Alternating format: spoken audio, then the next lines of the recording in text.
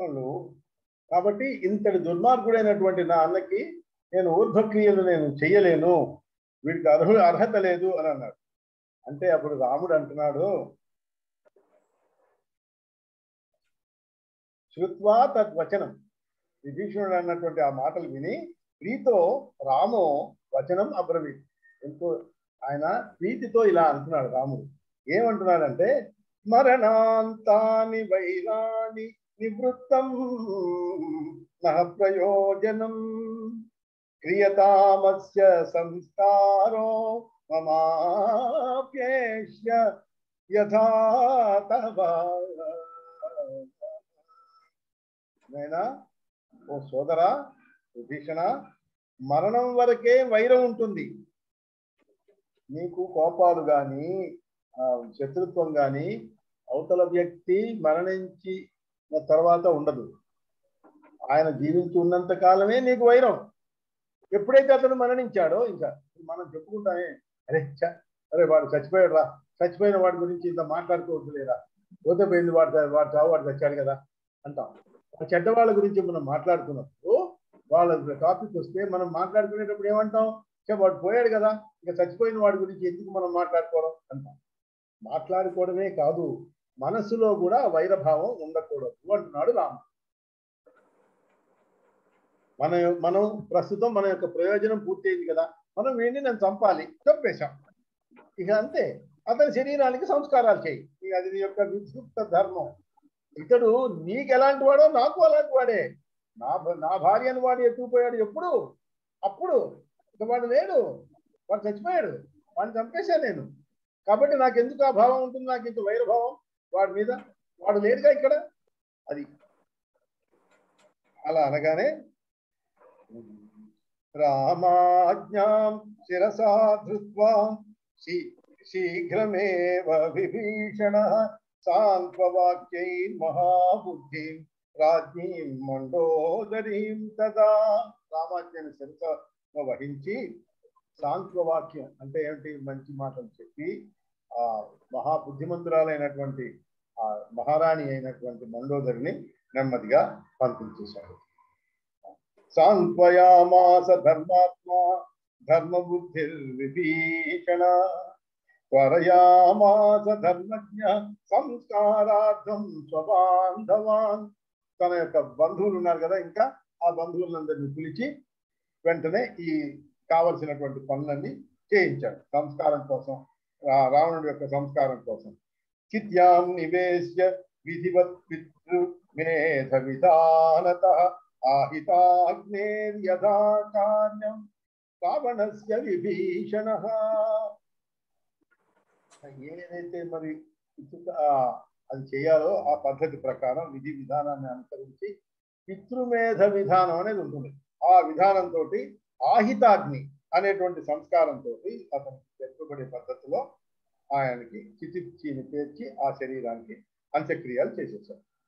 విధియుక్తంగా నిప్పు అంటించేశాడు.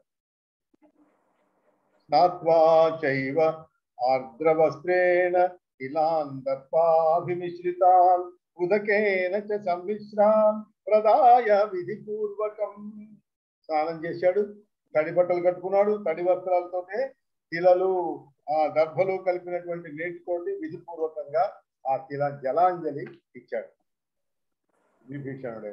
ప్రదాయ ఉదకం తస్మై మూర్ధ్నా చైనం ప్రణమ్య చ కాః స్త్రీయో అనునయామాస సాంత్వముక్త పునః పునః.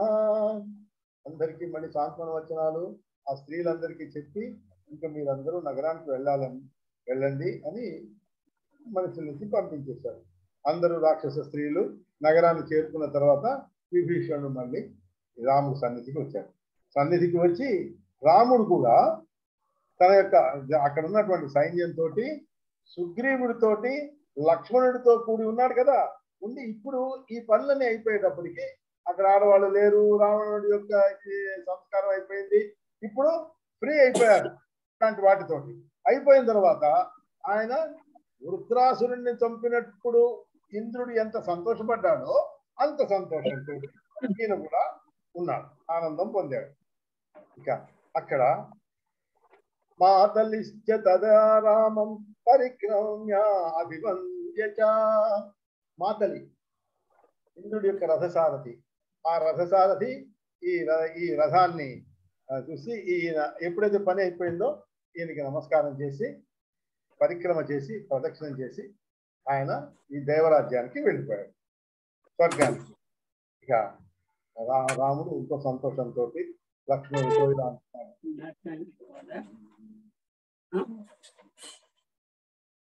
విభీషణాయ మే లంకారాజ్య దత్తం పురైవహి. విభూషణుడికి ఇంతకు ముందే నేను లంకా రాజ్యాన్ని ఇచ్చేశాను, అక్కడే ఇచ్చేశాను కదా, ఇప్పుడు మరి అది పూర్తి అవ్వాలి కదా. ఇక్కడ లంకా మధ్య విభీషణం, విభీషణుని ఇప్పుడు లంకలో తీసుకెళ్ళి అక్కడ అతనికి పట్టాభిషేకం చేయి. అభిషేచయ విప్రైశ్చ మత్ర పూర్వకం, విధిపూర్వకంగా విప్రులు బ్రాహ్మణుల చేత అతనికి అభిషేకం జరిపించు. ఇత్యుక్తో లక్ష్మణస్తూర్ణం జగామత వానరై. ఇట్లా అనగానే రాముడు లక్ష్మణుడు వేగంగా ఆ వానరులను తీసుకుని విభీషణుడికి పట్టాభిషేకం చేయడం కోసం లోపలికి వెళ్ళాడు. లంకాం సువర్ణ కలశై సముద్ర జల సంయుతై అభిషేకం శుభం చక్రే రాక్షసేంద్రస్య ధీమతః. ఈ రాక్షసేంద్రుడైనటువంటి ధీమంతుడైనటువంటి ఈ శ్రీ విభీషణ చక్రవర్తి అతనికి అభిషేకం చేశారు.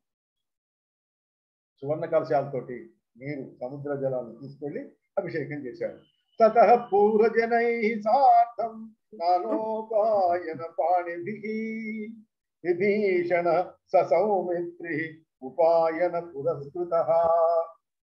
పౌరజనాలు అంటే లంకలో ఉండేటటువంటి జనాలందరూ కూడా ఎన్నో కానుకలు తెచ్చాడు. మరి కొత్త రాజుగారు గారు ఇచ్చారు కదా విభీషణుడు, ఆయనకి ఇచ్చినటువంటి అవన్నీ తీసుకొని విభీషణుడు ఈ లక్ష్మణుడు వెంటరా అన్ని తీసుకొని రాముడి దగ్గరికి వచ్చేసారు. మళ్ళీ వచ్చి సాష్టాంగ దండ ప్రణామాలు చేసి దండ ప్రణామం అకరో రామస్య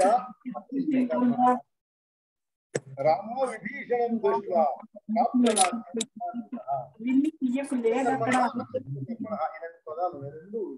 అంటే ఏమిటి? ఘటన సమర్థులు. ఇది వినండి, ఘటనని అంటే జరిగేదాన్ని అఘటన జరగకుండా చేసేవాడు ఘటన సమర్థుడు అంటే. ఘటనా సమర్థుడు అంటే జరగకూడని దాన్ని జరగని దాన్ని ఘటించేటట్లు చేసేవాడు, జరిగేటట్లు చేసేవాడు. కాబట్టి దీన్ని రామస్యా క్లిష్ట కర్మణ అనే అట్లాంటి వాడు ఆ రామో విభీషణం దృష్ట్యా ప్రాప్త రాజ్యం నిదానిత. ఆ రావణుణ్ణి ఆ విభీషణుణ్ణి రాజ్యం పొందిన వాడుగా చూశాడు. ఇప్పటిదాకా విభీషణుడు తన పక్కన ఉన్నాడు, ఇప్పుడు మహారాజు రాజ్యం పొందినటువంటి వాడు లంకాధిపతి అయినటువంటి విభీషణుడిగా చూసి అలా సంతోషించి తమ్ముడితో పక్కనే ఉన్నారు కదా, తనకు తాను నేను ఈ పనులు బాగా చేశాను, కృతకృత్యుడయ్యాను. ఇక్కడ మీరు మళ్ళీ ఒకసారి మనం గుర్తు చేసుకుందాం. ఏంటి? ఒకటి, రాముడు ఇక్కడ ఈ పని అయిపోయింది కాబట్టి. రెండవది, మొదటిది ఏమిటి? సుగ్రీవుడికి పట్టాభిషేకం చేశాడు.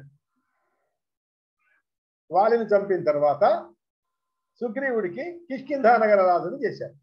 ఇక్కడ రావణుణ్ణి చంపి ఇక్కడ ఈ విభీషణుడిని లంకా రాజ్యానికి అభిషేకం చేశారు.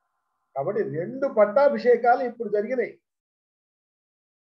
ఒకటి కిష్కింధలోను, ఒకటి లంకా రాజ్యం. 2 రాముడి చేతనే జరిగిపోతాయి.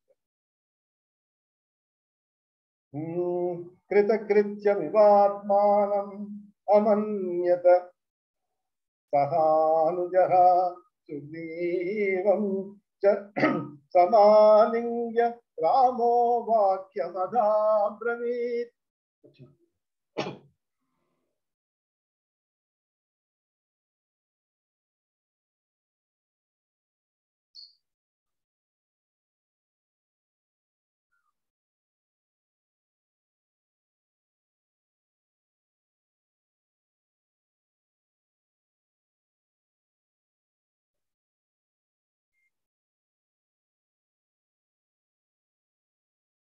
సుగ్రీవుణ్ణి కౌగిలించుకున్నాడు. కౌగిలించుకొని, ఓ మహావీర, నీ సహాయంతో మహా గొప్పవాడైనటువంటి రావణుడు జయింపబడ్డాడు. నా చేత ఈ విభీషణుడు కూడా పట్టాభిషేకం ఆ లంకకి అభిషిక్తుడయ్యాడు. ఇదంతా నీ వలననే జరిగింది అని ఇప్పుడేమన్నాడంటే, తతః ప్రాహ హనుమంతం పార్శ్వస్థం వినయాన్వితం విభీషణస్య అనుమతేర్గచ్చ త్వం రావణాలయం. మహావినయంతో పక్కనే కూర్చుని నిలబడి ఉన్నటువంటి ఆంజనేయ స్వామిని పిలిచి, అబ్బాయి, ఇప్పుడు నువ్వు లంకలోకి వెళ్ళాలంటే విభీషణుడి యొక్క అనుమతి కావాలి కదా, ఆయన లంక రాదు. కాబట్టి విభీషణస్య అనుమతేర్గచ్చ త్వం రావణాలయం, ఆ రావణాలయము ఆ లంకలోకి నువ్వు ఇప్పుడు విభీషణుడి యొక్క అనుమతిని పొంది ప్రవేశించి రావణుడి యొక్క జానక్యై సర్వమాఖ్యాహై, జానకీదేవికి అన్ని చెప్పు. రావణస్య వధాధికం, రావణుడిని ఎలా చంపబడ్డాడో అతను ఆ విషయాలన్నీ చెప్పు. జానక్యా ప్రతివాక్యం మే శీఘ్రమేవ నివేదయ. జానకీదేవి చెప్పినటువంటి ప్రతి వాక్యము, ప్రతి వాక్యం అంటే ఆవిడ చెప్పిన ప్రతి మాట, అంతేకాదు ప్రతి వాక్యం అంటే ప్రత్యుత్తరంగా ఏం చెప్పింది అనేది ఆ మాట. శీఘ్రమేవ నివేదయ, నాకు చెప్పు, తీసుకురా. కేశమాజ్ఞాపితో ధీమాన్ రామేణ పవనాత్మజః ప్రవివేశ పురీం లంకాం పూజ్యమానో నిశాచరైః. ఇలా రాముడి చేత ఆజ్ఞాపింపబడి రాక్షసుల చేత స్తుతింపబడుతూ ఈ మహా పవనాత్మజుడు ఆయన ఈ రావణుడు ఆ గృహం చేరి శింశుపా పాదపు అంటే శిశుపా వృక్షం కింద ఆవిడ కూర్చుని రాక్షస స్త్రీల చేత పరివేష్టింపబడి రాముణ్ణే సదా ధ్యానించేటటువంటి ఆ జానకీదేవికి తల వంచి వినయంతో నమస్కరించి అంజలి ఘటించి పట్టితో నిలబడితే ఆవిడ వీడిని చూసింది, ఈ వానరుణ్ణి చూసింది. ఎవరు? కాసేపు మౌనం వహించింది, గుర్తుపట్టలేదు. చాలా కాలం అయిపోయింది ఎవరో. అప్పుడు ఒక్కసారి మళ్ళీ పూర్వస్థితి వచ్చింది కలిగి అతన్ని రామదూతగా గౌరవించి చూసింది. గుర్తుపెట్టి ఎంతో ఆనందంగా సౌమ్యమైనటువంటి భావంతో చూసింది. అప్పుడు జ్ఞాత్వాతం రామదూతం సా హర్షాత్ సౌమ్యముఖీ వపౌ సతాం సౌమ్యముఖీం దృష్ట్వా తస్యై పవననందన. అమ్మయ్య, నన్ను గుర్తుపెట్టింది అమ్మ, నన్ను ఇప్పుడు నేను మాట్లాడచ్చు అనుకుని రామస్య భాషితం సర్వమాఖ్యాతుముపచక్రమే, ఇంకా రాముడు చెప్పినటువంటి మాటలన్నీ చెప్పడం మొదలుపెట్టాడు. దేవి రామ స సుగ్రీవో విభీషణ సహాయవాన్ కుశలీ వానరాణాం చ సైన్యైశ్చ సహ లక్ష్మణః రావణం ససుతం హత్వా సబలం సహ మంత్రిభిః త్వాం ఆహ కుశలం రామో రాజ్యే కృత్వా విభీషణం. రాముడు సుగ్రీవుడు విభీషణుడితో వాళ్ళ యొక్క సహాయంతో వానర సైన్యంతో లక్ష్మణుడి యొక్క వాళ్ళందరితో కూడా లక్ష్మణుడితో సహా క్షేమంగా ఉన్నాడు. ముందు వాళ్ళ యొక్క క్షేమ సమాచారాలు చెప్పాడు, వాళ్ళందరూ బాగున్నారని చెప్పడంలో పద్ధతి అన్నమాట. అమ్మా ఏం పర్వాలేదు, రావణుని చంపేశాడు అది కాదు, ఇక్కడ ముందు కుశలం, మేము బాగున్నాము, ఇక్కడ వీళ్ళందరూ కులాసాగా ఉన్నారు అని చెప్పిన తర్వాత ఇప్పుడు రావణుణ్ణి సుత బల మంత్రి యుక్తముగా వీళ్ళందరితో సహా హతమార్చి ఈ రాజ్యానికి విభీషణుణ్ణి రాజుని చేసి ఇంత చేసిన తర్వాత నీ క్షేమమును గురించి అడిగినాడు. కుశలం త్వాం ఆహ కుశలం రామో అడిగి శ్రుత్వా భర్తు ప్రియం వాక్యం అశగద్గదయా గిరా. ఎప్పుడైతే ఆ భర్త నుంచి ఆ ప్రియమైనటువంటి వాక్యం విన్నదో ఆవిడికి కంఠం గద్గరం అయిపోయిందిట. కింతే ప్రియం కరోమ్యత్య న పశ్యామి జగత్రయే. ఎంత మంచి మాట చెప్పావయ్యా ఆంజనేయ. నీకు ఈ ప్రియవాక్యానికి ప్రతిగా ఇవ్వటానికి ఏ రత్నహారాలు కూడా సరిపోవు. ఇంకా నీకు ఏమి ఇవ్వగలను? నీకు ప్రియమైనదిగా ఏది ఇయ్యతగనో అది నాకు కానరాకుండా, నాకు తెలియట్లేదు నీకు ఏమి ఇవ్వాలో. ఎంత మంచి మాట చెప్పావు.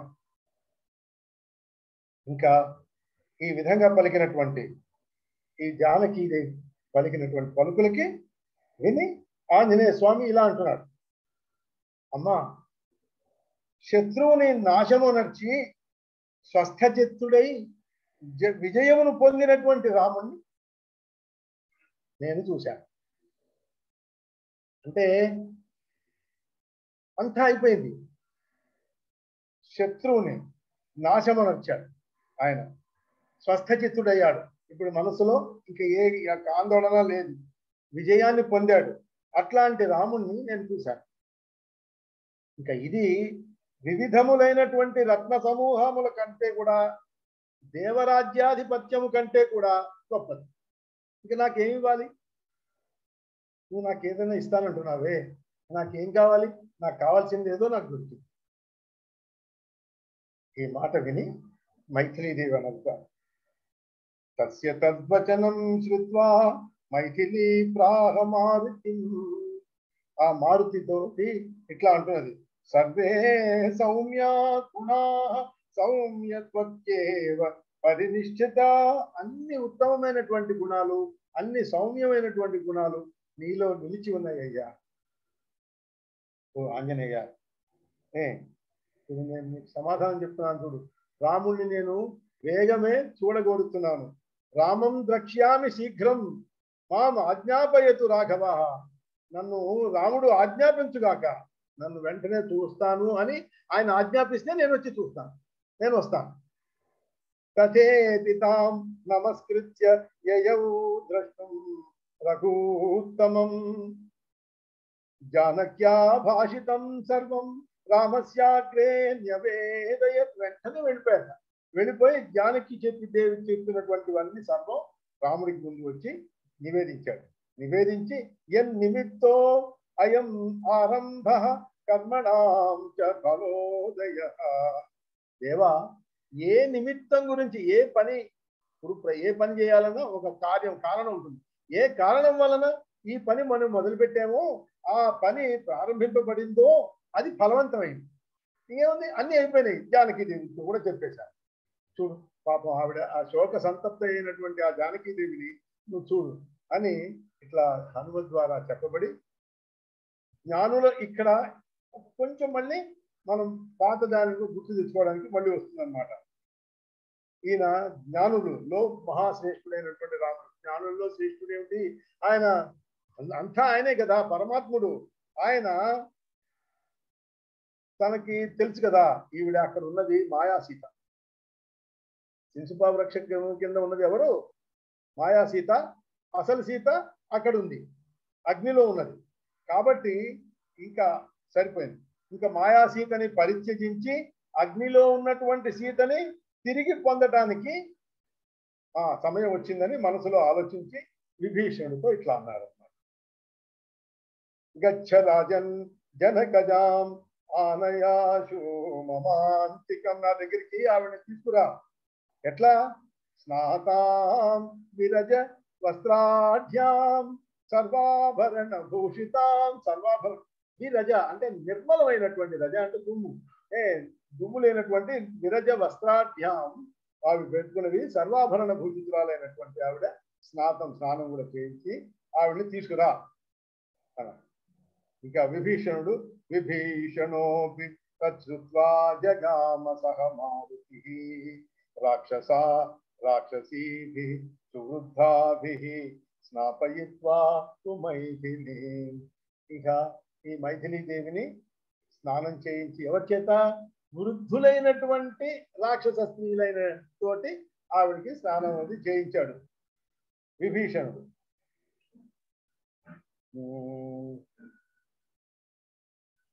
తాం ద్రష్టుమాగతా సర్వే వానరా జనకాత్మజాం. ఇక ఆవిడని చూడడానికి వచ్చినటువంటి ఉన్నారే వానరులందరూ, ఈ అందరినీ నేత్రపాణులు అంటే చేతిలో కర్రలు ఉంటాయి బెత్తాలు, అవి పట్టుకుని దూరంగా ఉండండి దూరంగా ఉండండి వస్తున్నారు సీతమ్మ వారు వస్తున్నారు అని అనే వాళ్ళని దగ్గరగా కోలాహలం ప్రకృవంతో కోలాహలం చేస్తున్నట్టు వాళ్ళు. రామపాశముపాయయహు, రాముడి దగ్గరికి తీసుకొస్తున్నారు. దృష్ట్వాతాం శిబికారూఢాం దూరాదథరభూత్తమ, ఈ ఆవిడ పల్లకిలో ఎక్కి వస్తున్నది. విభీషణం కిమర్థంతే వానరాన్ వారయంతి పశ్యంతు వానరా సర్వే మైథిలీ మాతరం యథా. వీడు రాముడు చూస్తున్నాడు, ఏమిటి ఎందుకు వాళ్ళని సీతాదేవిని చూడనివ్వకుండా వీళ్ళందరూ పక్కకి వీళ్ళు ఆపేస్తున్నారు, ఎందుకు? వద్దు వద్దు అలా చేయకండి, వానరులందరూ ఆ తల్లిని చూద్దరు కానీ చూడాలి, జానకి తల్లిని చూసినట్లుగా జానకీదేవిని చూడాలి, చూచెదురుగాక. పాదచారేణ సాయాతు జానకి మమ సన్నిధి, నా సన్నిధికి పాదచారినిగానే రమ్మను.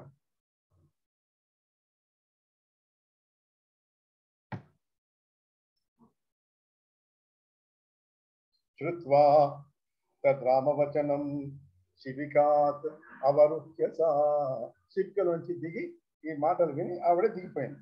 పాదచారేణ శనకై ఆగతా రామ సన్నిధి, రామ సన్నిధికి ఆవిడ పాదచారిణిగానే వచ్చేసింది. రామోపి దృష్వాతాం మాయా సీతాం కార్యార్థ నిర్మితాం. ఎప్పుడైతే ఆ మాయా సీత తనే కదా ఆవిడ నిర్మించాడు ఆ మాయా సీతని, ఆ నిర్మించినటువంటి ఆ మాయా సీతను చూసి ఆయన అన్నట్ట, రఘునందనుడు చాలా అవాచ్యములైనటువంటి అన్యాయమైనటువంటి నింద్యా వాక్యాలని ఎంతో దారుణమైనటువంటి అవి మాట్లాడాడు ఆ సీతాదేవిని గురించి. మాట్లాడితే ఆ రాఘవుని మాటలు విన్నటువంటి ఆ సీత సహించలేక లక్ష్మణం ప్రాథమే శీఘ్రం ప్రజ్వాలయ హుతాశనం, అగ్నిని పేర్పించి చితి పేర్పించి అగ్నిని ప్రజ్వలింపజేయి. విశ్వాసార్థం హి రామస్య లోకానాం ప్రత్యయాయ చ, విశ్వాసార్థం రాముడికి విశ్వాసం కలిగేటట్లుగా, లోకానాం ప్రత్యయాయ చ లోకానికి నమ్మకం కలిగేటట్లుగా నేను దాంట్లోకి వెళ్ళాలి. ఆ అగ్నిని రగులు కలుపు. రాఘవస్య మతం జ్ఞాత్వా లక్ష్మణోపి తదైవహి, ఎప్పుడైతే ఆ లక్ష్మణుడిని చూస్తే రాముడు సరే అన్నట్లుగా అన్నమాట. అది తెలిసినటువంటి లక్ష్మణుడు వెంటనే పెద్ద చితి ఏర్పరిచాడు, అగ్నిని మహాకాష్టచయం కృత్వా జ్వాలయిత్వా హుతాశనం, అగ్ని పెంచాడు. రామపార్శ్వముపాగమ్య తస్థౌ తూష్ణీమరిందమః తత సీతా పరిక్రమ్య రాఘవో భక్తి సంయుత, ఎప్పుడైతే అది వచ్చిందో రాముడి చుట్టూ ఆవిడ ప్రదక్షిణం చేసి దాంట్లోకి పశ్యతాం సర్వలోకానాం దేవరాక్షస యోషితాం, దేవతలు రాక్షసుల యొక్క స్త్రీలు ఉన్నారే వాళ్ళందరూ చూస్తూ ఉండగా, సర్వలోకాల్లోంచి చూస్తూ ఉండగా, ప్రణమ్య దేవతాభ్యశ్చ బ్రాహ్మణేభ్యశ్చ మైథిలీ, ఆవిడ ఆ బ్రాహ్మణులకి దేవతలందరికీ నమస్కారం చేసి బద్ధాంజలి పుటాచ ఇదం ఉవాచ అగ్ని సమీపగా, అగ్ని దగ్గరికి వెళ్ళిపోయింది ఆవిడ. ఇలా బద్ధాంజలి ఇలా చేతులు ఇలా పెట్టుకొని వెళ్ళిపోయింది.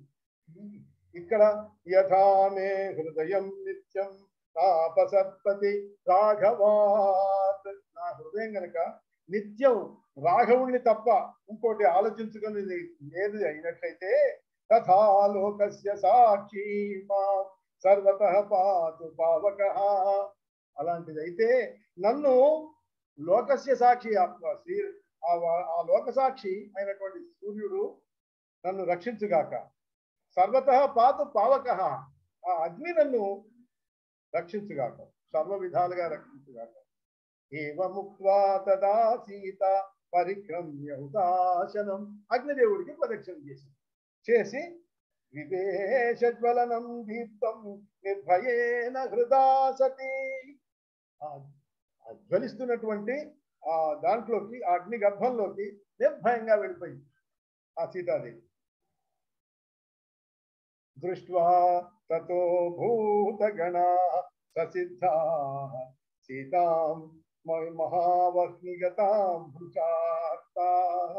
ఇవన్నీ చూస్తున్నారు అక్కడ సిద్ధులు, సాధ్యులు, ఇట్లాంటి వాళ్ళందరూ, ఈ భూతగణాలు ఈ సీతాదేవి మహావహ్నిలోకి, ఆ మహా అగ్నిలోకి వెళ్ళిపోవడం అనేది చూస్తూ వాళ్ళు అనుకుంటున్నట్ట, పరస్పరం రాహురహో సీతా రామ శ్రియం స్వాం కథం త్యజజ్ఞః. ఏమిటి, అన్ని తెలిసినటువంటి వాడు ఆ రాముడు తన యొక్క లక్ష్మీ స్వరూపమైనటువంటి సీతని ఈ సర్వం తెలిసినటువంటి రాముడు ఎట్లా పరిత్యజిస్తున్నాడయ్యా అని వీళ్ళందరూ అనుకుంటున్నారు. ఇవాళ ఈ 12వ సర్గ దీంతో ముగుస్తున్నది. మనం 13వ సర్గలోకి రేపు ప్రవేశిద్దాం. కొద్దిగా కాలాతీతం అయిందని అనుకోకండి, మధ్యలో ఆపలేకపోయాను. అదే రాజే శుభం భూయాత్. ఎవరైనా ఏదైనా అడదలుచుకుంటే అడగండి.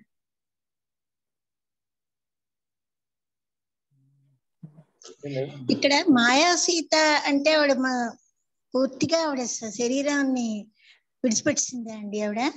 అమ్మ మొదట్లోనే ఎప్పుడైతే రావణాసురుడు వస్తున్నాడో ఆ వేషంలో వచ్చి ఆవిడని ఎత్తుకుపోవడానికి వస్తున్నాడో ఆ సంగతి రాముడికి తెలుసు కదా. కాబట్టి సీతాదేవికి ముందే చెప్పాడు, ఇక్కడ నేను మాయా సీత ఉంచుతున్నాను, నువ్వు అగ్నిలోకి వెళ్ళి సరిగ్గా సంవత్సరం అయిన తర్వాత మళ్ళీ తిరిగిరా అన్నాడు. ముందు నేను చెప్పాను దీంట్లోనే, అధ్యాత్మ రామాయణంలోదే ఈ విషయం.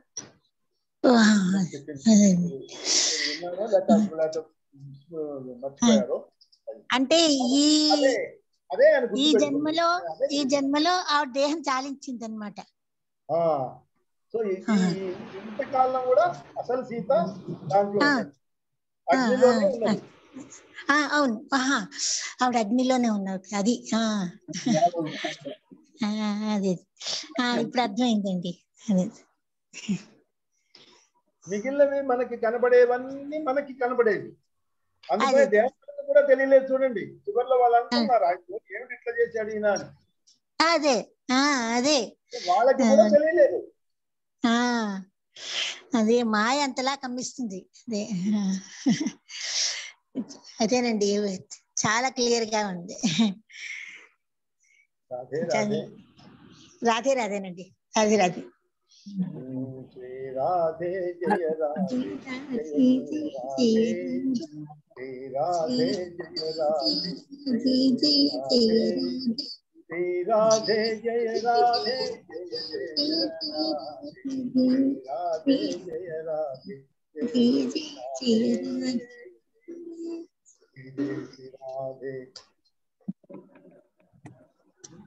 రాధే రాధే అండి. రాధే రాధే అమ్మా. రాధే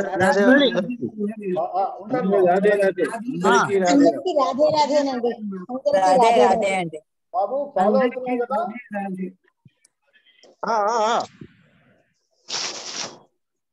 అబ్బుజీ ఉంటాను. రాధే రాధే. ఉంటాను. రాధే రాధే అందరికి.